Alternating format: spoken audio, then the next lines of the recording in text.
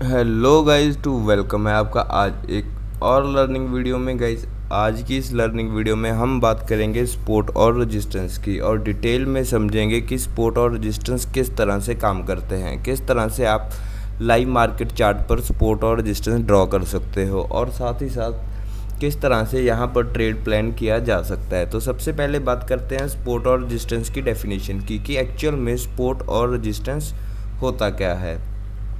तो रेजिस्टेंस एक प्रकार की रेजिस्टेंस होती है जो कि किसी भी मार्केट के प्राइस को बढ़ने से रोकती है। एटलीस्ट कोई ऐसा लेवल जहां पर मार्केट का प्राइस जाकर बढ़ने से अपना स्ट्रक्चर चेंज करके कम होने लगता है, तो उसे हम रेजिस्टेंस कहते हैं। जैसे कि आप यहां पर देख सकते हो कि यहां पर मार्केट का प्राइस कंटिन्यू बढ़ रहा था, बट इस लेवल पर आकर मार्केट के प्राइस में बढ़ोतरी होनी बंद हो गई और यहाँ पर आकर प्राइस धीरे धीरे कम होने लग गया। तो इसे हम एज आ रेजिस्टेंस ड्रॉ कर सकते हैं। गाइज, जो भी सपोर्ट या रेजिस्टेंस आप ड्रॉ करते हो वो मार्केट में एटलीस्ट 2 से 3-4 बार काम करेगी, जब तक कि उसका ब्रेकआउट या ब्रेकडाउन नहीं होता। तो एक बार मार्केट में रेजिस्टेंस और सपोर्ट ड्रॉ करने के बाद आप उन लेवल के साथ कई बार ट्रेड्स प्लान कर सकते हो। तो जैसे कि रेजिस्टेंस एक ऐसा लेवल है जहां पर आकर प्राइस बढ़ना बंद हो जाता है और एटलीस्ट कम होना शुरू हो जाए, उसे हम रेजिस्टेंस कहते हैं। और ठीक उसके ओपोजिट ही कोई ऐसा लेवल यहाँ पर प्राइस कम होता हुआ आ रहा हो बट बाद में वो जाकर वहाँ पर बढ़ना शुरू कर दे, उसे हम एक सपोर्ट मानते हैं। जैसे कि यहाँ पर इस रेजिस्टेंस के बाद प्राइस कम होना शुरू हुआ, लेकिन एटलीस्ट यहाँ पर आकर प्राइस में फिर से इंक्रीमेंट होने लगा, मतलब प्राइस फिर से बढ़ने लगा, तो इसे हम एक सपोर्ट मान सकते हैं। और एक बार सपोर्ट और रेजिस्टेंस ड्रॉ करने के बाद आप देखोगे कि मल्टी टाइम्स मार्केट इसी सपोर्ट और रेजिस्टेंस के साथ रिएक्ट करेगी। तो उसी के हिसाब से आपको अपने ट्रेड्स को प्लान करना है। ओके, तो चलिए समझते हैं रेजिस्टेंस पर आप किस तरह से ट्रेड को प्लान कर सकते हो। तो मान लीजिए जैसे कि मार्केट काफ़ी टाइम से बढ़ती हुई आ रही है, जिसके बाद एटलीस्ट यहाँ से रिजेक्शन लेने के बाद इसने काफ़ी टाइम यहाँ पे स्पेंड किया, तो ये हमारे लिए एक रिजेक्शन हो जाएगी।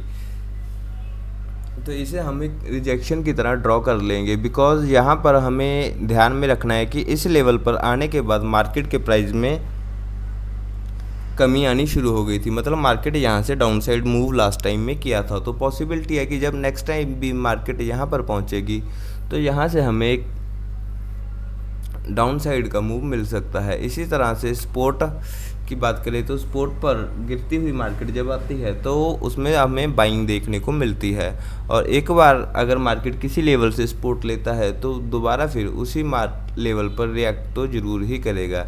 जैसे कि आप लाइव में देख रहे हो, मार्केट ने फर्स्ट टाइम यहाँ से रिजेक्शन लिया, जिसके बाद कंटिन्यूसली यहाँ से रिजेक्शन लेते हुए मार्केट नीचे चला आया, बट मार्केट ने फाइनली जब यहाँ से सपोर्ट लिया तो ये वापस ऊपर की तरफ चला गया। ऊपर की तरफ जाने के बाद जैसा कि हम जानते हैं कि हमारे पास हमारा रिसेंट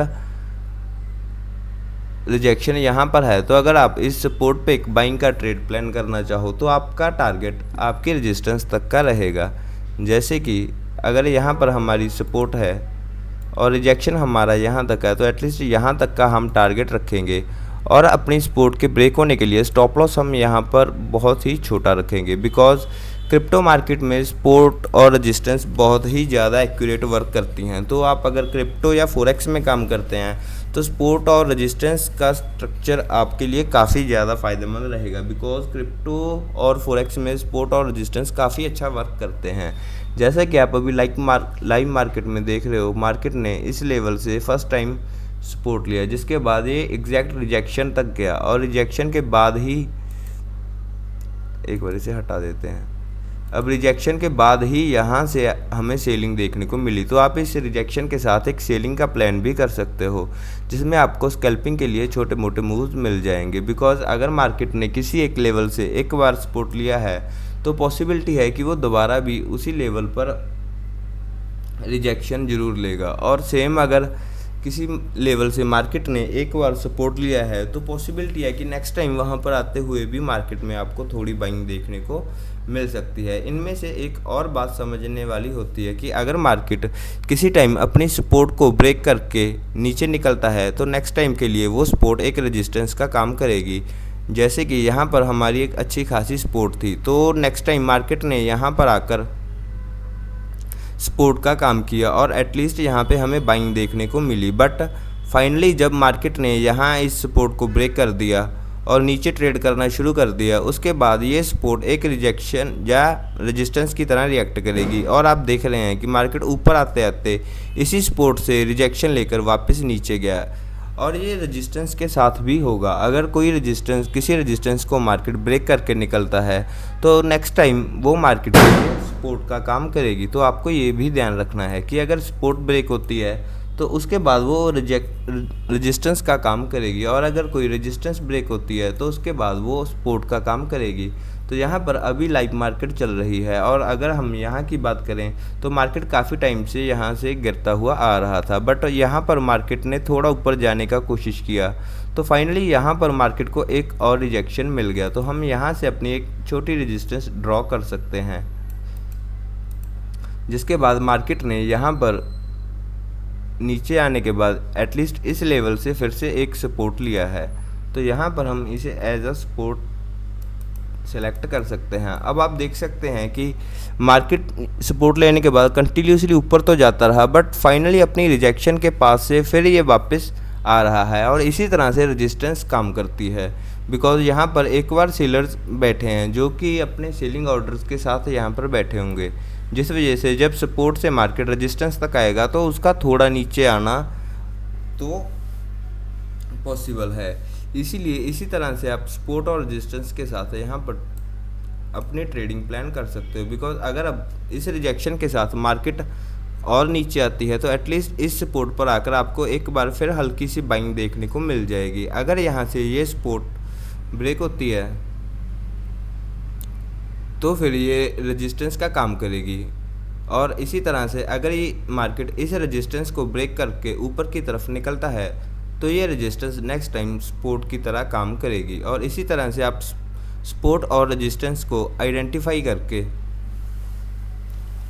अपने लिए ट्रेड्स प्लान कर सकते हो। आप स्विंग्स के साथ सपोर्ट और रेजिस्टेंस को फाइंड कर सकते हो। अगर आप थोड़ा बड़े टारगेट के लिए चाहो तो आप 15 मिनट्स या उससे बड़े टाइम फ्रेम पे सपोर्ट रेजिस्टेंस ड्रॉ कर सकते हो, जिससे कि आपको अच्छा खासा समझ आए। जैसे कि यहाँ पर अगर हम 15 मिनट की बात करें तो मार्केट थोड़ा नीचे आया, नीचे आने के बाद इसने फिर से यहाँ ऊपर जाने का ट्राई किया, but at the same level यहाँ से मार्केट में रिजेक्शन हमें देखने को मिला, जिसके बाद मार्केट काफ़ी नीचे आ गया। काफ़ी नीचे आने के बाद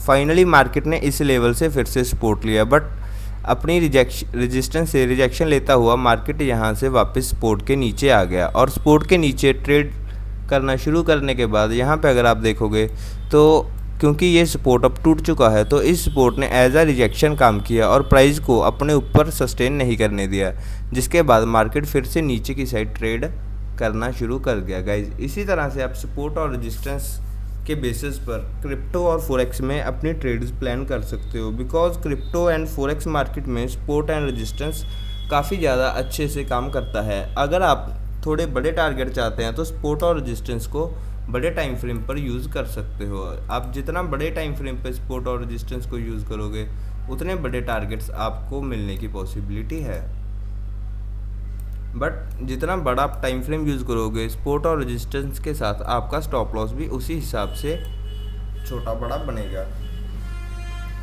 बट सपोर्ट और रेजिस्टेंस आपके लिए सबसे बेसिक और सबसे आसान तरीका है ट्रेडिंग करने का। बिकॉज सपोर्ट और रेजिस्टेंस ऐसे लेवल्स होते हैं जिन पर मार्केट रिएक्ट तो करता ही है और उसमें आप अच्छा खासा ट्रेड प्लान अपना कर सकते हो।